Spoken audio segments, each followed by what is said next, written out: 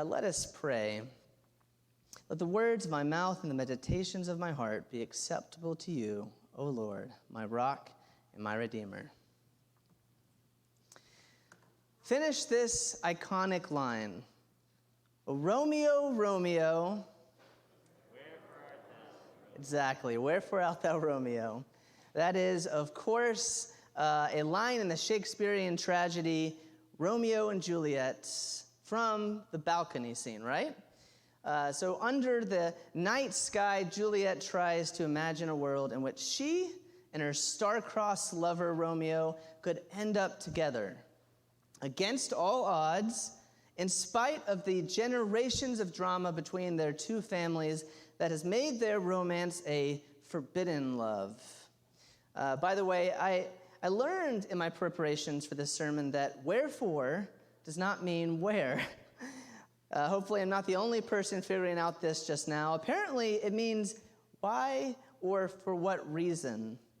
And when she's saying, "Wherefore out, the Romeo," she is lamenting. She is throwing her fist up in the frustration at the unlucky hand of fate that's been dealt to her. In effect, she's saying, "Why, Romeo, do you have to be from that family? Of all the families in town, the one family that's supposed to be my enemy." Juliet's next line goes like this: "Deny thy father and refuse thy name." For Juliet, the thing that stands in the way of her future with Romeo is an inconvenient name. The family names, Capulet and Montague, that were given to them at birth are loaded with family drama that they did not choose for themselves. And in another iconic line, Juliet muses to herself, "What's in a name? That which we call a rose by any other name would smell as sweet." She knows that Romeo would still be the same sweet Romeo, regardless of what you put at the end of his name. In the grand scheme of things, Romeo and Juliet isn't just about puppy love between two coming-of-age teens or between two garden gnomes, if you're watching Romeo and Juliet. It's about the way that names and reputations are claimed, rejected, or transformed. As we turn our attention to today's lectionary reading, the book of Ruth also asks the question of what's in a name? And while William Shakespeare's play focuses on the way that Romeo and Juliet identify themselves apart from the dysfunction of their families, the book of Ruth focuses on the way that Ruth forms her identity in connection with her family. Who is Ruth, you might ask? That is a question that the writer begs us to keep asking from start to finish. And along the way, the writer also invites us to ask not only who is Ruth, but who are you? The first part of today's reading, Ruth chapter 3, 1 through 5, lands at the center of the narrative when things really start to heat up. It's a conversation between mother-in-law and daughter-in-law about how to navigate life after losing both of their husbands. They talk about the chance to turn over a new leaf there in Naomi's hometown of Bethlehem and find a sense of rootedness for these two wanderers who have been on the move. So it begins like this. In the first verse of chapter 3, Naomi, her mother-in-law, said to her, "My daughter, I need to seek some security for you so that it may be well with you." Notice Naomi's maternal instincts kicking in as she works with Ruth to dream up a new future for themselves. She knows that being a widow is no easy life in a patriarchal society where women are largely dependent on men. There's a reason why ancient Israelite laws make protections for widows, instructing people to leave them from their excess of their crops, to care for them with the people's tithes, and not to take advantage of their financial vulnerability. In fact, Deuteronomy 27:19 emphatically proclaims, "Cursed be anyone who deprives the alien, the orphan, and the widow of justice." And yet the reality is that women in this culture, especially widows like Ruth and Naomi, are fighting an uphill battle. Naomi and Ruth have had the rug pulled out from underneath them, and so they are in pursuit of a more secure life. If you have ever come to a place in your life when things felt unstable, then you know why these women would be in search of some security, right? When you don't have some of your basic needs met, it can be hard to focus on anything else. Being married to a teacher, I hear a lot about the challenges that schools face in addressing students' needs, even outside the classroom. The New York Times wrote this last month. There's plenty of research that shows that eating breakfast and lunch is linked with a reduction in nurse visits, improved attendance, and better test scores. Not to mention that children who don't eat tend to distract the rest of the class, affecting others' learning experiences too. The article goes on to point out that the pandemic has put a magnifying glass on the subject of food insecurity. Prior to the pandemic, more than half of American school children were taking advantage of the free or reduced-priced meal program that public schools offer, for which I think is a staggering figure, and that's before the pandemic. When schools kept this program going, even as learning went virtual, the long lines of families who showed up at schools to pick up meals created a visual that cemented the reality of the problem. If you weren't sure that this was an issue when you heard the statistic, now you could see it with your own eyes. And for this very reason, as of this summer, California adopted a new policy allowing all students to eat breakfast and lunch for free and made history as the first state to do so. And I don't know about you, but I felt kind of proud to be a Californian when I read that. And so here in Naomi's hometown of Bethlehem, when Ruth has been laboring in Boaz's wheat and barley fields to put food on the table, and it turns out that Boaz is a relative to Naomi. And in chapter 3, after Ruth has been working in these fields for some time and has caught his eye, the women look to Boaz as a possible kinsman redeemer.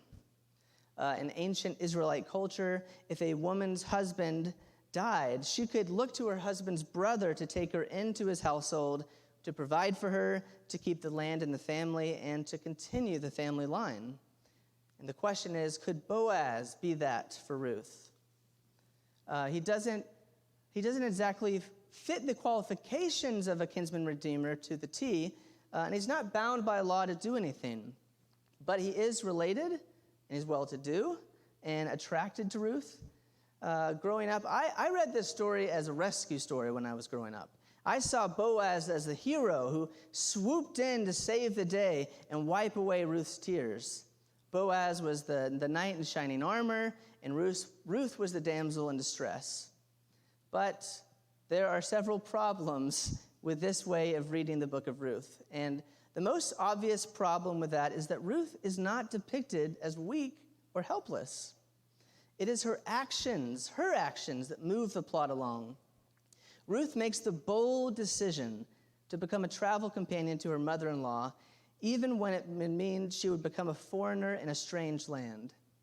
Ruth rolls up her sleeves when they get to their destination and puts in the hard work for their survival. When an opportunity comes across her path, Ruth takes the risk of approaching Boaz and making the moves. Joan Chittister, she writes this: "It is the women who are the real redeemers of the system itself. It is Naomi who goes on co-creating possibilities with her creator God. It is she who suggests responses that lie beyond the law. It is because of her designs that the whole world becomes more whole. Ruth presses the system to its limits and beyond.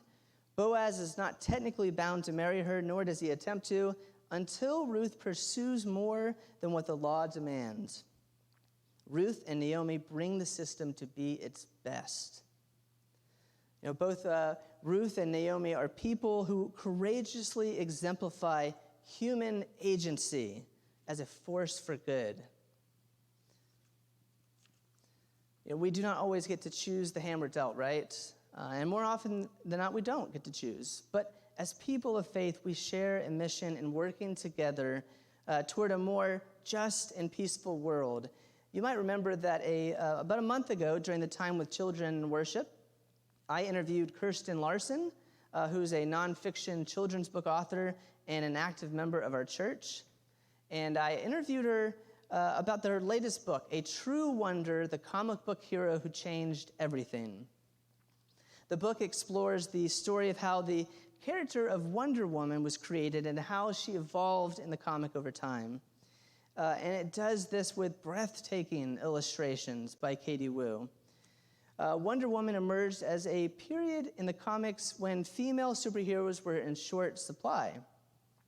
She also emerged at a turning point in comic book history when parents were looking for positive role models within comics. Wonder Woman embodied some of the best qualities of American ideals, things like equality and justice and freedom. For me, one of the most interesting bits of history in Kirsten's book is the way that she wrestles, or that different writers and artists interpreted who Wonder Woman was at her core. What made Wonder Woman wondrous? There was a time in comics history when creative teams began to lose sight of the things that made her powerful and influential, not only within the stories of the comic, but also to her readers. And at points, they take away her costume, believe it or not, and her superpowers.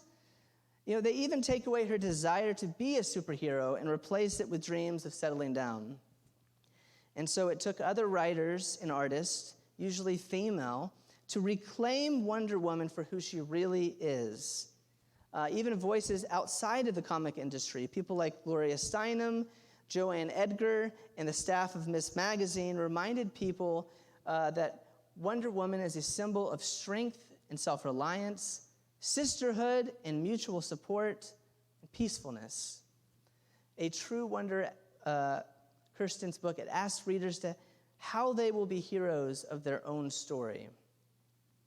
And I wonder, suppose that we took that challenge and apply it to our story as disciples of Jesus Christ. When we gather for worship today, we claim and we reclaim who God made us to be, people with real gifts who, as Esther says, are called into action for such a time as this. At the beginning of Ruth chapter 3, Naomi certainly recognizes opportunity when it knocks, and so she devises a plan. And this is the plan that Naomi and Ruth land on. Now this is Naomi speaking. Now here is our kinsman Boaz, with whose young women you have been working. See, he is winnowing barley tonight at the threshing floor. Now wash and anoint yourself, and put on your best clothes, and go down to the threshing floor. But do not make yourself known to the man until he has finished eating and drinking. When he lies down, observe the place where he lies, and then go and uncover his feet and lie down, and he will tell you what to do. And she said to her, all that you tell me, I will do. Scholars across the board will tell you that there is palpable sexual tension between being created in these verses. I had a hard time finding consensus on what uncovers his feet means specifically, since there are actually wildly different theories. But regardless, the picture that is being painted for us is that love is in the air. Words will be exchanged on the threshing floor, but Ruth wants to make sure that her message is clear from the get-go. When we hear Naomi's advice to Ruth about freshening up, it's easy to read between the lines. Sparks are about to fly. Ruth knows it, and she's getting ready to leave an impression. I think this is a familiar scene to anyone who's ever stood in front of the closet before a date wondering, what should I wear, right? A Barry record is spinning. A Barry White record is spinning in the background. There's clouds of perfume filling the room. And Catherine Dube-Sakenfield writes this: bathing was probably not an everyday or even weekly practice in ancient Israel. And the use of oil implied by the choice of the Hebrew verb anoint in such a non-utilitarian way as bodily anointed would surely have been even less frequent.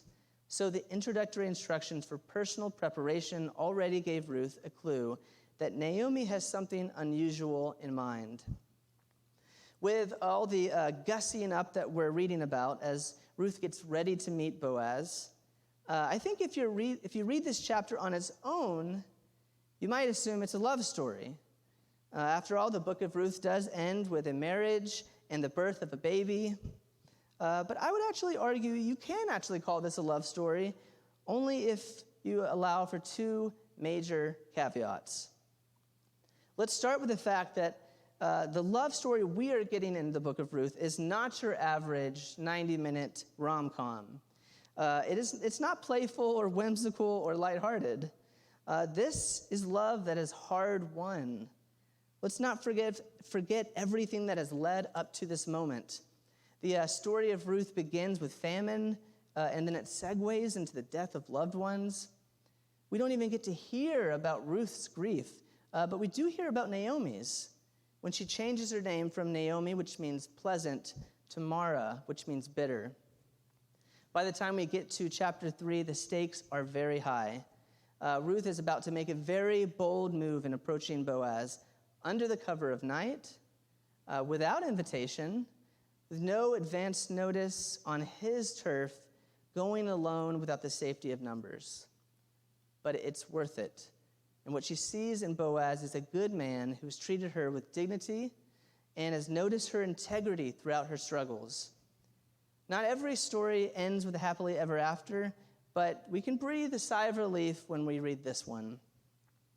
Amy Jill Levine writes this: the text moves from the emptiness of Moab to the renewed fertility of Bethlehem, a good harvest, marriage and security, and the birth of a son. So gratefully, this love story ends with love. The second caveat, and by far the more important one, is this: that this is a love story about God's faithful, fearless, covenant-making love. The plot twist is that this divine love is depicted through the story of one of the most unlikely candidates. Ruth is a poor, widowed immigrant whose native land is a heathen, idolatrous nation, at least as far as Israelites were concerned. By certain standards, she is completely forgettable. In fact, on two different occasions in chapter 3, she's asked, "Who are you?" We who are listening to the story, of course, know exactly who Ruth is. She shows us through her loyalty to Naomi and through her leaps of faith what it means to love like God loves. She imitates God's role as the restorer of life and the nourisher of old age. And she does this by helping Naomi find a new lease on life and by guaranteeing security for Naomi and herself in finding a kinsman redeemer. Candy Queen Sutherland sums it up nicely. The story's primary purpose is to demonstrate the central role of loving kindness to the identity and the character of God's people. And I'd say that this story achieves that purpose beautifully. Ruth shows us what's in a name. And Ruth also acts like a mirror. The story asks us, who are you? Maybe you found yourself contending with labels throughout your life that you've either inherited or earned or outgrown. Maybe you've wondered who it is that is underneath it all. I mean, it's complicated, right? We are complex people, and no one should be reduced to a label. And yet the story of Ruth also welcomes each and every one of us to discover who they are from the common starting point of God's love. However entertaining the book of Ruth is, with all of its Shakespearean flair, including elements of mystery, heartache, surprise, romance, scandal, and of course, family drama, it is ultimately a testimony to the love of God. And as we see in the story's main characters, especially in Ruth, God invites us to build our identities around that radical love. Amen? As we look to do that today and in days and weeks to come, let us find God's grace in our lives to embrace that radical love in each and every one of us. Let's now stand together.